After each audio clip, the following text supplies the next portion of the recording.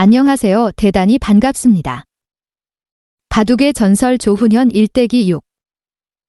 어느 날 우연한 계기로 조훈현 일행은 기탄이 구단과 양대 산맥을 이루고 있는 세고의 구단의 자택에 인사차 들르게 되었다. 박순조 씨 아들의 친구인 유학생 김희윤이 소개를 했기 때문인데 그는 바둑은 몰랐지만 일본 물정에 밝아 세고의 선생의 위상을 어느 정도 가늠하고 있었던 모양이었다. 오청원과 하시모토 두 사람밖에 가르치지 않았지만 그 두 제자의 질량이 너무 커서 일본 바둑계의 스승으로 일컬어지던 세고의 선생은 연배로 보나 관록으로 보나 기탄이 구단보다 격이 높은 존재였다. 그러나 워낙 연로해서 그 당시 도장을 운영하고 있진 않았다. 다시 말해 내 제자를 두지 않았다는 이야기다. 처음에 김희윤 씨가 세고의 구단에게 훈연의 입문을 청하자 선생은 고령을 이유로 거절했다고 한다.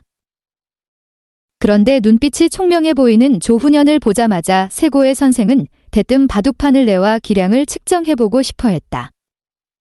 시험기의 치수는 석점.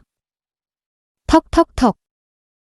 석점을 깔고 흙을 쥔 소녀는 시작부터 백마를 협공하고 코너로 몰아붙여 단숨에 승기를 포착해 나갔다. 판이 짜지질 않는군. 세고의 구단은 선선히 패배를 인정하고 바둑돌을 쓸어 담았다. 2점으로 해볼까? 옆에서 지켜보던 관계자들은 세고의 구단의 말에 깜짝 놀랐다. 그도 그럴 것이 세고의 선생은 엄격하기로 소문난 분으로 지도기는 1년에 한 판 둘까 말까 할 만큼 대국의 인색한 고수였기 때문이다. 아무튼 다시 두어진 제2국. 한 점 덜 놓았다고 해서 소년의 바둑이 기죽을 리 만무했다. 훈연은 특유의 속기로 노인의 얼을 빼놓았다. 역시 소년의 승리. 내가 늙고 몸이 불편해 언제 죽을지 모르나 이 아이는 오늘부터 내가 죽는 날까지 데리고 있겠네. 세고의 선생은 그 한마디로 조훈현의 거취를 말끔하게 다림질해버렸다.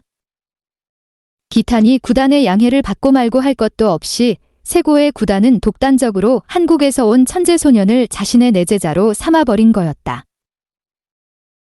애초에 수순과 달라 박순조 씨와 한국의 후원자들은 적잖이 당황했으나 그렇다고 세고의 구단의 결정에 가타부타할 처지가 아니었다. 아니 어떻게 보면 기탄이 문화로 들어가는 것보다 오히려 좋은 코스인지도 몰랐다. 기탄이 도장은 무척 활성화되어 있어 바둑사관학교로 통할 만큼 인재들이 우글거리는 곳. 실전적으로 바둑을 배우는 데는 유리하겠지만 이방인 소년이 자칫 분위기에 적응하지 못하면 기가 꺾일지도 모르는 일이었다. 더군다나 세고의 선생은 오청원과 하시모토를 배출함으로써 소위 킹메이커로 우뚝 선 존재 아니던가. 어쨌거나 세고의 선생의 결단에 따라 조훈현은 그날부터 바로 니시오기에 있는 스승의 자택에 머물게 되었는데 그 소식을 들은 기탄이 구단은 무척 안타까워했다고 한다. 그렇게 될 줄 알았더라면 처음부터 확실하게 조훈현을 초청해 내제자로 받아들였을 텐데 가만두어도 자연히 자신에게 굴러 들어올 줄 알았던 진주를 세고의 선배에게 빼앗겼으니 기가 막힐 노릇이었다. 훗날 조훈현이 일본 기원에 입단해 파죽지세로 고단진들을 연파하며 이름을 날리자 기탄이 구단은 공식 석상에서 마주칠 때마다 애틋한 시선을 뿌렸다고 한다. 아마 그의 입안에서는 이런 아쉬움들이 맴돌고 있었으리라. 아이고, 저 아이도 내 새끼로 키웠어야 하는데. 세고의 선생의 내제자로 들어간 시기는 겨울이었다. 그해 겨울은 무더니도 많은 눈이 내렸었다. 훈연의 아침 일과는 마당에 쌓인 눈을 쓸고 치우는 일부터 시작되었다. 그리고 바둑과는 전혀 관계없는 일상이 준비되어 있었다. 니시오기의 넓은 저택에 가족은 단 3사람뿐이었다. 고령의 노스승과 수발을 드는 며느리, 그리고 유일한 제자인 소년 조훈현. 스승은 무서워서 감히 범접하기가 어려웠고 새끼 챙겨주고 깊은 모성으로 돌봐주는 세고의 구단의 며느리를 훈연은 마마짱으로 부르며 의지했다. 생모 박순의 여사가 유년기에 9년을 키웠다면 양모 마마짱은 소년기에 9년을 맡아준 제2의 어머니였다. 그렇게 뿌리내린 일본 생활의 초기를 조훈현은 마당쇠 시절이라 표현하곤 한다. 오로지 하는 일이라곤 마당 쓰는 일과 심부름밖에 없었다. 그리고 의무 교육 대상이었으므로 훈현은 인근에 있는 다카이도 다이용 국민학교에 들어갔다.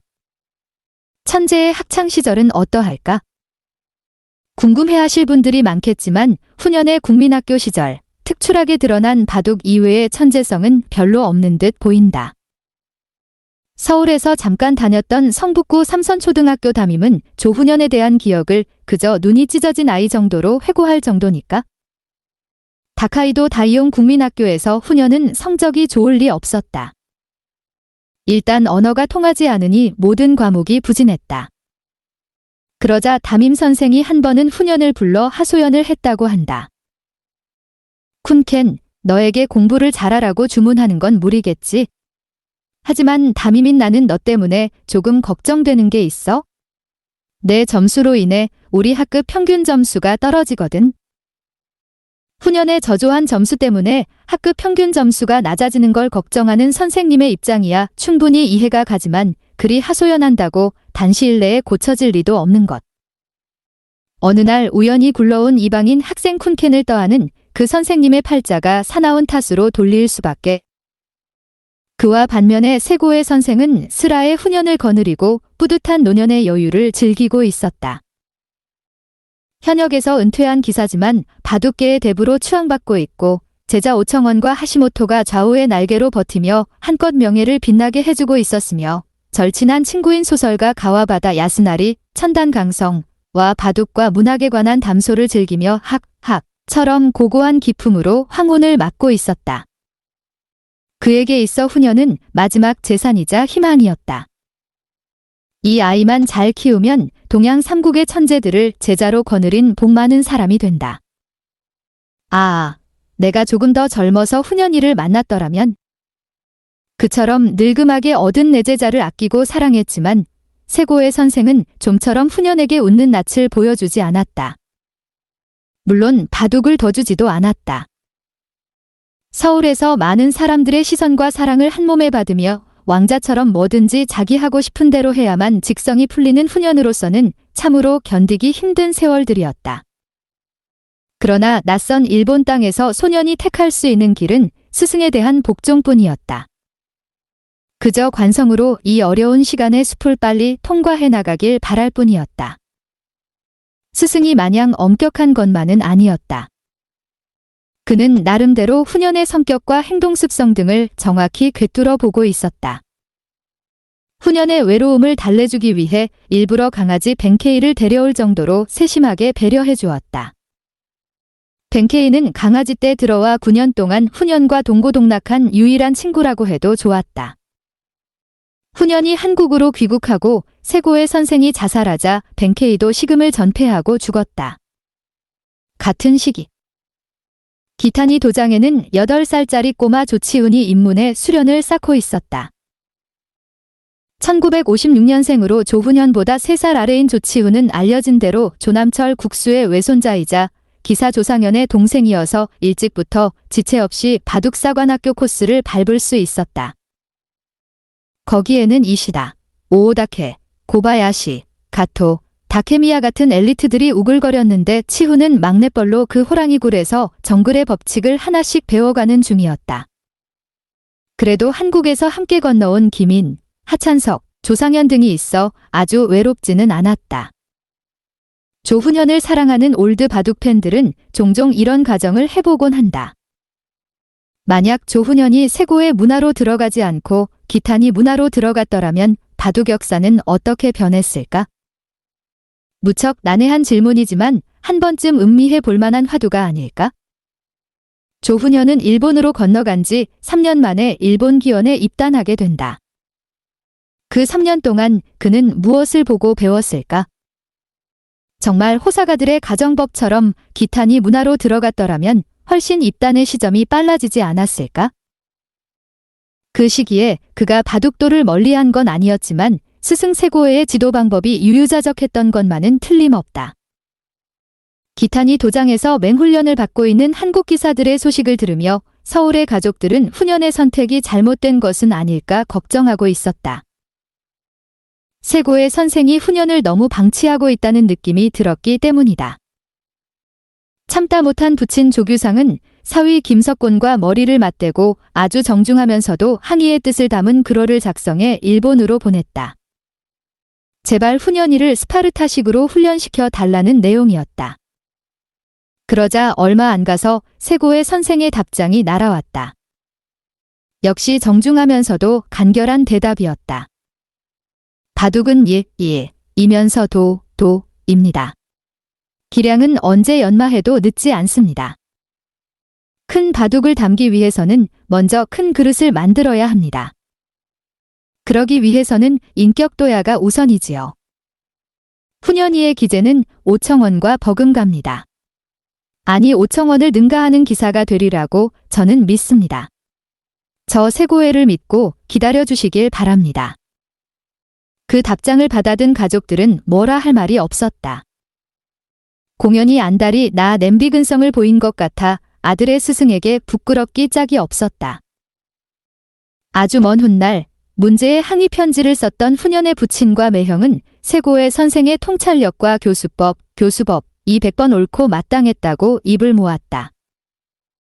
사실 일본으로 건너갈 당시의 훈연은 워낙 모두가 위해주는 바람에 다분히 자기중심적인 고집불통이었는데 세고의 문화로 들어가 절제의 미덕을 배우면서 성격에 첨예한 모서리가 절차탕마 됐다는 것이다. 니시오기의 스승집에 정착하면서 훈연은 일본기원 원생으로 등록하게 되었다. 한국에서 프로 2단의 신분이었는데 원생으로 다시 시작하려니 자존심이 상했지만 당시 양국 바둑의 차이는 분명했으므로 불만은 없었다. 급수 평가를 받아보니 사급 판정이 내려졌다. 어떻게 그런 급수가? 훈연은 창피하고 당혹스러웠다. 그러나 일전 전하대국으로 인연을 맺었던 이시다와 만나 재대결을 벌일 기회가 생겼는데 그 대국을 통해 자신의 바둑이 얼마나 투박한 것인지 절실하게 깨닫게 된다. 훈연의 장기는 싸움 바둑인데 이시다는 좀처럼 맞붙어주지 않고 툭툭 치고 빠지며 실리를 챙기는 거였다. 결과는 불개패.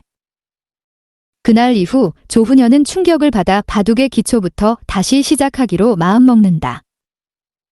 집안의 허드레시를 도맡아 처리하고 학교 수업을 받으랴 원생 생활을 하랴 삼중고에 시달리면서 그는 조금씩 야무지게 성장해가고 있었다. 세고의 선생은 직접적인 지도대국보다 바둑의 기본에 대해 중점적으로 교육했다. 특히 바둑을 두고 나면 반드시 복기와 함께 기보를 챙길 것을 강조했다. 프로기사의 모든 것은 기보에 담겨 있으므로 지극히 당연한 가르침이었다. 훗날 노스승은 훈연의 공식 대국 기보를 단 한 판도 빠짐없이 정리해 확실한 본보기를 보여주었다. 그 기보와 관련된 생각 하나.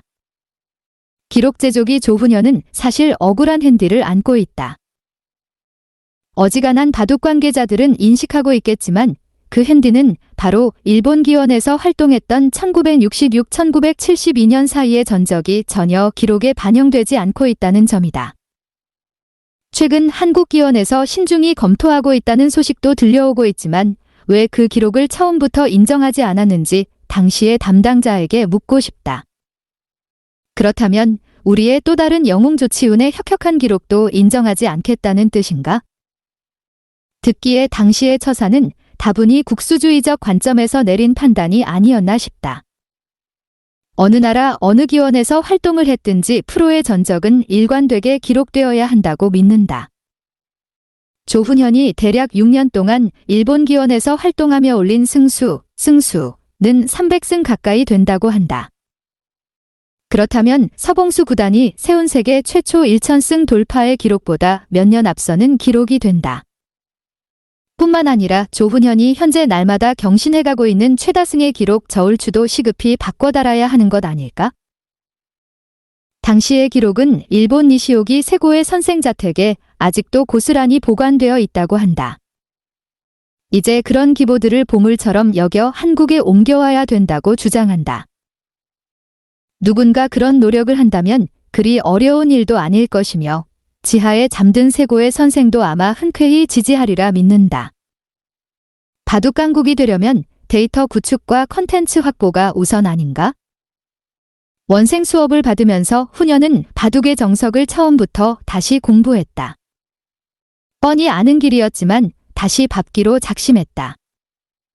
마음을 비우니 한결 진보가 빨랐다. 승패의 결과에 연연하지 않고 원생들과 많은 바둑을 두었다. 집에서는 온갖 고전과 인류기사들의 대국집을 파고들었다. 그리하여 2년 만에 강한 1급 판정을 받았고 도일 3년째인 1966년 여름 세 번째 출전한 입단대회를 통해 정식 일본 기원 프로기사가 된다. 그의 나이 13세. 당시까지 일본 기원 최연소 입단 타이 기록의 주인공이었다. 이후 67년 2단, 69년 3단, 70년 4단, 71년 5단으로 승단한 조훈현의 행보는 실로 날렵하고 경쾌했다. 단위의 서열이 뚜렷한 일본 기원에서 이처럼 매년 승단하기란 결코 쉽지 않은 일인데, 그러나 사실 그는 알게 모르게 승단대회에서 피해를 본 입장이었다. 원인은 기타니 도장의 문화생들 때문이었다. 일본 기원 승단대회 규정에는 같은 도장 문화생들끼리 대국을 할 수 없다고 명시되어 있으므로 이시다, 고바야시, 가토, 조치훈 등 기타니 동문들은 서로 부딪히지 않았다. 그러므로 아무래도 그들은 승단대회의 승률이 높을 수밖에 없었다. 반대로 세고의 도장 출신인 조훈현은 늘 그들 전부와 맞상대를 해야만 했다. 승단하기 위해서는 기타니 문화생들을 해치고 나가야 했던 것이다. 만약 조훈현이 기타니 문화로 들어갔다면 당연히 그의 입단과 승단은 훨씬 빨랐으리라는 것이 통설이다. 빠른 진군이 낫다는 뜻은 아니지만 세고의 도장에서 9년 동안 수련을 쌓았지만 훈현이 스승에게 직접 지도받은 바둑은 10판이 채 넘지 않았다. 그러니까 1년에 겨우 한 판 정도 가르침을 받은 셈이었다. 그나마도 손님들이 방문했을 때 의례적으로 사제가 판을 짜고 어느 시점에 봉수 하고 접은 적이 많았다. 세고의 선생의 바둑은 어느 정도였을까? 조국수는 지금도 고개를 설레설레 저으며 이렇게 평한다. 센 바둑이시지. 아주 정수만 골라두시는 분이야? 날일자로 지키고 두 칸 벌리고 급소만 찾아두는 스타일인데 상대가 어떻게 두어도 불개로 끝나는 판이 없었어. 정확하게 덤 안쪽에서 승부가 나거든. 반집에서 5집 안쪽으로 말야. 세상에 그런 바둑도 찾아보기 힘들 거야. 스승은 그런 사람이었다. 시시콜콜 이런 수 저런 수를 가르치기보다는 프로기사로서의 품위와 바둑의 시야를 넓혀준 정신적 지도자였던 것이다.